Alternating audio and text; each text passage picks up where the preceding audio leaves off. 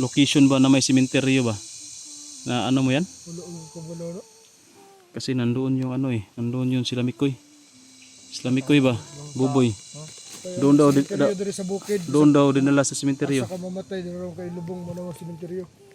Nagi. Malabo kasi may sementeryo to sa bukid. Sa palagay ko, yan si Mikoy at si Buboy parang hinatid na yun ang motor sa highway ba. Tapos siguro highway na niliko lang ba? Shortcut ba? Na wrong turn ba? Oh, gilihis sila dalan ba? Dito sa gidala atong usa tong lugar ato. Puka tanaw ko sa area sa video ni Mikoy, ni Buboy. Wa jud ka to dato. Ngayon lang kasi to nangyari, Commander, na sobrang dami ng mga kasama ko na nahuli. Pag gani mo nang kinsay mo doon mo na to unahon. Dili man sa inyo nga di ko gusto tabang ako lang prangka ko pag-istorya nga kung kinsay nasa doon mo lang ato unahon kay lisod magmadto ta nang pakabalong nga lugar. Tama ka, Commander. Sa ngayon, focus lang muna tayo sa malapit lang sa atin para mapabilis natin kung makuha natin yan lahat yung makasama ko. Saka na natin iisipin yung hindi pa natin talaga alam kung saan. Mas maganda yung malapit lang. Alam naman natin lahat na lahat ay nangangailangan talaga ng maagarang tulong. Importante mo diri bahalag pa isa-isa basta makuha na to sila tanan.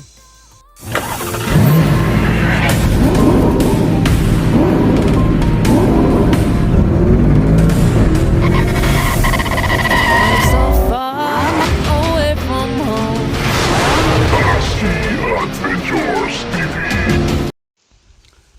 Hello tol, isang mapagpalang araw po sa ating lahat tol, no? Sa wakas tol, na isipti na namin si Boy at sa kasalukuyan tol ngayon ay naglalakbay na kami, no, papunta doon sa area kung saan maghahanap kami sa mga iba namin kasama tol na nabihag. At sa ngayon tol, bago lang natin napanood yung video ni Bito tol. May upload sa channel ni Bito. Bago lang. Yun tol. Hindi natin naasahan tol, no, na pati si Bito ay nahuli din pala tol. Naligtas na natin si Boy, si Bito. Bito naman yung ano natin problema, at saka si Utol Renz, no. Hindi pa natin confirm tol kung si Utol Renz ay na bihag, pero yung sa video niya yung nag-upload ay bandido, kaya yan na yung pinaka tol na chance talaga na nahuli talaga siya kasi nakuha yung camera niya, yung cellphone niya. Bandido na yung may hawak, kaya nasa isipan natin na yan na talagang nahuli talaga siya, no. Kaya yan yung problema natin yan tol, dalawa na naman, no, kasi bago lang natin napanood yung upload ni Bito na nahuli din pala si Bito tol. Sobrang kawawa, bugbog sarado na naman yun tol, kaya nag-alala na tayo. Kaya buti na lang nagpa-signal kami kanina na panood namin tol yung video ni Bito. Nakakaiyak talaga tol, no, yung sinapit niya ni Bito. Natin alam tol kung bubuhayin pa ba yun ni Commander Asyong, kasi si mismo tol si Commander Asyong yung nakahuli sa kanya. Kitang kita sa video, no, ni Bito na si Commander Asyong yung nakakuha sa kanya. Baka sa sobrang galit ni Asyong tol na nakatakas ako at naitakas natin si Boy, nakuha namin, na-rescue namin kasama si Commander Dennis at si Ayan. Baka hindi na niya hindi na niya sa sobrang galit ba, baka hindi niya mapigilan, madali niya si Bito.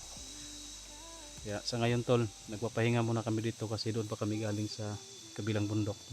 Doon kami nagpa-signal kayo na tol, pero ngayon dito wala nang signal. Dumaan kami dyan, no? Sobrang sukal ini Commander na yan tol, sa kabilang bundok papunta dito sa baba hanggang paakyat dito tol. Nandito, no, katabi natin si Commander Dennis at si Ayan. Nandoon banda tol, nagperimeter yan. At nakita ni ni Commander Dennis, no, yung video ni Bito. Parang kabisado ni mo commander, hato pita. Ibalawi ko kung asa to dapita nga lugar. Kabalo ka.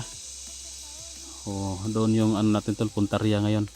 Kasi siya lang yung napanood pa natin, no, kung saan banda yung location niya. Kaya yan yung target namin na puntahan ngayon. Kung dito siya dapita ni Dakpan, kabulo na ko kung asa to dapita dalon siya. O ba? Asa mo to dadong commander? Kampo ra gyapon to. Sa kampo? Kampo nga naipugon ba? Yung pugon, murag mao mong gura katong gidalaan sa kuha commander, katong ata ba? Katong ipanuhod ko niyo. Katong nadakpan po ko ba? Ito mo to. Mao to no? Mo So, to yun, tol. dito ang lugar. Mo to doon nga kampo dito ah. Pumina ko commander, wag layo pa ta ba? Ang tama po ng tulo ka bungtod ba? Tulo ka buntod pa gid no? So yun tol, ang duda ni Commander Dennis tol na si Bito, doon daw yung dadalhin sa kampo kung saan ako dinala tol. Yung pinaluhod si Commander Dennis ni Commander Asyong at doon din ako ano tol na huli. Malayo pa dito tol, mga tatlong bundok pa daw sabi ni Commander Dennis dito sa kinalalagyan namin. Maglalakad pa kami ng 3 bundok bago kami makarating doon. So medyo malayo-layo pa, baka maabutan pa kami ng gabi. Panigurado baka bukas tol, no? Baka bukas nandoon na tayo sa location. Dito commander, ano sa palagay dito? May mga tauhan na kaya ni Commander Asyong na nag-permitter dito? Ha? Layo pa kayo ni. Di kas buntod, marag Kana, Ha? sa sunod ani nga bungtod murag nalag na. Yun tol, sa kabilang buntod daw tol, kabilang bundok tol. Dito sa kinalalagyan namin medyo malalayo pa daw tol, wala pang mga tauhan ni Commander Asyong na nagpipermitter dito. Pero doon sa kabilang bundok daw tol, parang doon na daw magsisimula yung, kasi ang ano ni Commander Dennis nandoon pa sa kabilang bundok yung kampo niya. Diyan na bundok sa likod pa, medyo malayo na. At kay Asyong naman na area, baka dyan sa kabilang bundok may tauhan na daw siguro si Asyong dyan na nakabantay. So yan, wala ikaw dito? Ayan, masabi ni Commander Dennis na ano pa daw dito, peaceful pa daw dito, wala pang masyadong mga tauhan ni Commander Asyong na umaabot dito. Baka doon sa kabilang bundok, doon daw baka meron na. O ilo mo kabala ka to yung kauban dito kay tibanon mo to pa kayong dudon. Si Boy. So yun tol, si Boy, inalagaan ni Dodong, nakauwi na pala si Dodong doon. Pero si Vincent Commander na, wala gyapon no? Ano naman to siya? Pa kayo kabinsin kung asa na siya karon. Yun tol, sabi ni Commander tol na nalulungkot na daw siya. Nag-alala na siya kung bakit hindi talaga nakabalik si Vincent. Baka ano lang talaga Commander, kung sakasakali ba na mga kasamahan ko yung nakadali kay Vincent, humingi na ako ng tawad sa iyo, dispensa. Baka misencounter lang talaga ba? Hindi na. Dako kay sali ko tong Vincent. Ha? Anong sabi mo Commander? Dako kay sali ka Vincent.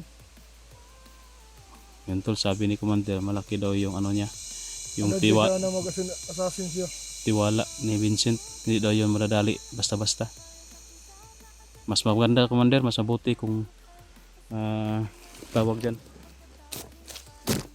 hindi basta-basta na madadali si Vincent.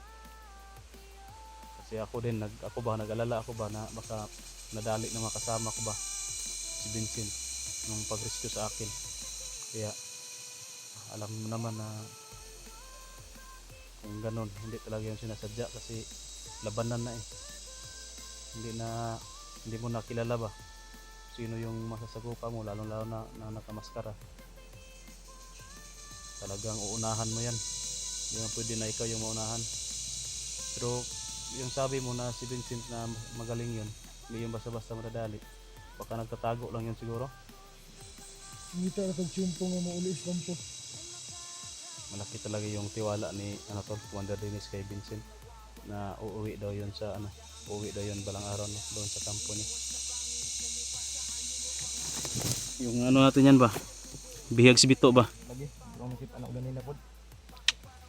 Sa mo nato na no. Sabi ni Commander Dennis, Mga 3 bundok daw. Doon daw yun ano.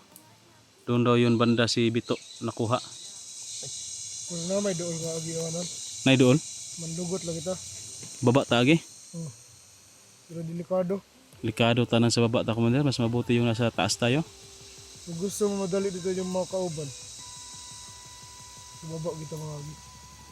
Kuan commander ba? Napakoy may tanong ako ba? Ay, itanong ko na pala sa iyo to no. Yung location ba na may sementeryo ba? Na ano mo yan? Ulo ko ba no? Kasi nandoon yung ano nandoon yung sila Mikoy. Sila Mikoy ba? Buboy. Doon daw Sementeryo diri sa bukid. doon daw dinala sa sementeryo. Asa ka mamatay diri ron kay lubong mo na sementeryo. Lagi. Malabo kasi may sementeryo to sa bukid. Sa palagay ko, yan si Mikoy at si Buboy parang hinatid na yun ang motor sa highway ba. Tapos siguro highway na niliko lang ba? Shortcut ba? Na wrong turn ba? Lagi gilihis sila dalan ba? Dito sa gidala atong usa tong lugar ato. Puka ka tanaw ko sa area sa video ni Mikoy, ni Buboy. Wa jud ko katuod atong area ha. Napanood ko tol yung video ni Mikoy at ni Buboy. Ni Buboy. Hindi ko alam kung saang area yon, hindi ko kabisado, hindi ko kuan ba kung anong area yon. Hindi pa ako nakarating doon. Mahirapan ako sa location. Baka wala na yon dito ba. Malayo ay siguro yon dito sa area namin.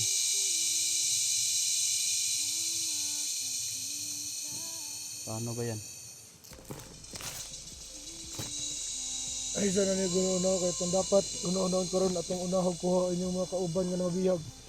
Lagi, kauban magyapon namo to commander. Kasama ba tong pangita kay wa may sementeryo diari sa bukid.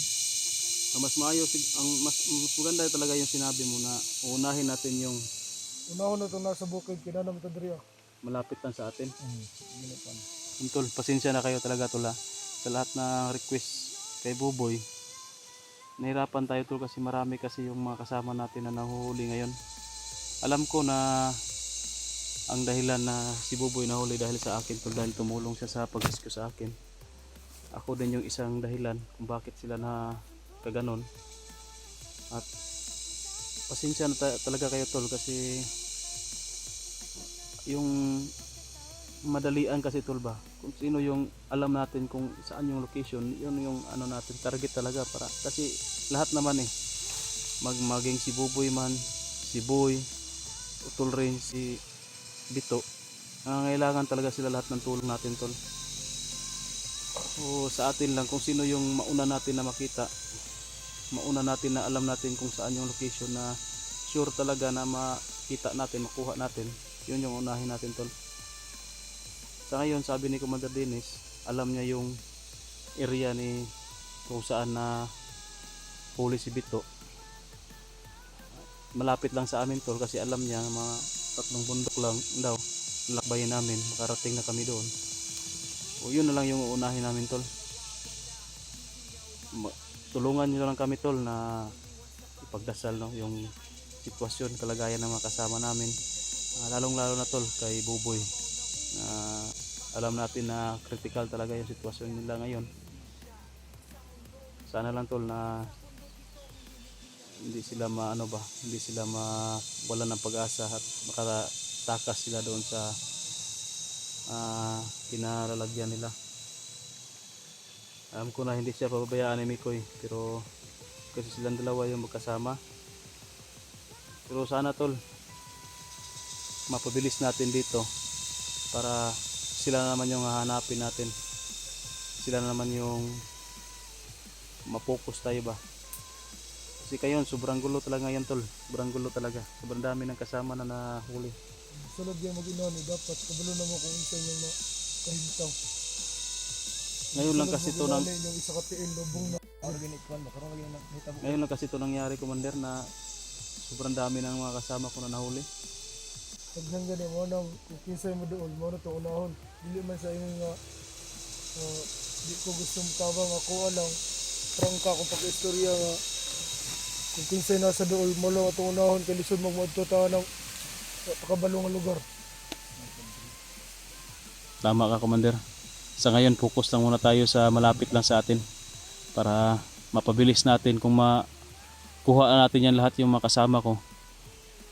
Saka na natin iisipin yung hindi pa natin talaga alam kung saan. Mas maganda yung malapit lang. Alam naman natin lahat na lahat ay nangangailangan talaga ng maagarang tulong. Importante mo diri, bahalag pa isa-isa basta makuha na to sila tanan. Tama ka, Commander. Yan yung ano talaga, punto dyan. Pasensya na kayo tula, nagpapahinga lang muna kasi kami dito. Kasi layo talaga yung ano namin no, nilakbay. Umakyat pa kami dyan, tapos bumaba, umakyat na naman dito. Pangpang pagkita diha. Hindi na kami nakapag-video nga kasi mahirapan kami humawak ng kamera. Kaya nagpahinga muna kami dito tol. Baka sabihin nyo na langay-langay ba, tawag dyan sa Tagalog. Langay-langay sa Bisaya ba. Marami pa tayong daldal dito, sabi ng iba, marami pang nagdaldal pa dito. Hindi na lang dumiritso doon sa area. Hindi talaga kami makadiretso tol kasi pagod pa yung paa namin eh. Pinagpahinga pa namin. Paano lang kung makasagupa kami dyan sa unahan. Tapos yung lupay-pay kami, walang lakas yung paa namin, hindi kami makatakbo. Kaya kailangan namin makapagpahinga talaga para may balik-balik naman yung lakas natin kaunti. Huwag kayong mag-alala kay Boy tol. Safety yun doon ba, Commander? Problema na. Doon muna magpapagaling si Boy. Hindi na kami nag-video doon sa area tol kasi alam namin na delikado na talaga yung sitwasyon. Baka Kaya kung sali ko itong dudong. Yung ako itong atimanog karong kasi pa na to, Boy. boy.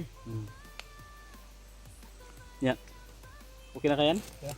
Di na hawi Mountain? Yeah. Mander. Kamura pa daw agad bisan pag isakad na ako maglakaw-lakaw anong bukid og karon sa kuha. Parang ano talaga si Commander, anad kay ba? Sanay sa bundok. Kami sanay din kami Commander pero si Aya no hindi sanay. Mabilis lang mapagod. Nang ni Juan ba ni Ako din. Oyan mag kon yayamanin mo. Sino? Ayan. Mukha lang yan Commander. Mukha lang yung yayamanin. Mukha lang pala. Oo. Kasi ang mukha niyan madali lang mahalin. Madali lang mahalin. Commander, Dalag bayar. ang mukha niya madali lang mahalin kaya mamahalin ang mukha. Dali, mabilis lang mahalin ba? Sa Tagalog ba mahalin? Sa Bisaya dali ra mahalin, halin nun. Alinan. Oo.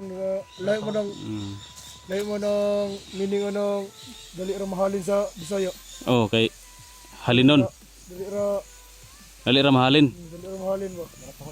Nga sa Tagalog ang mahalin, higugmaon. Maon.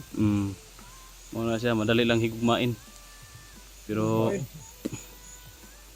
sa tinuod lang, why dots? Way datong. Walay datong, walang pira. Oh, mamahalin lang yung mukha pero ang bulsa walang laman.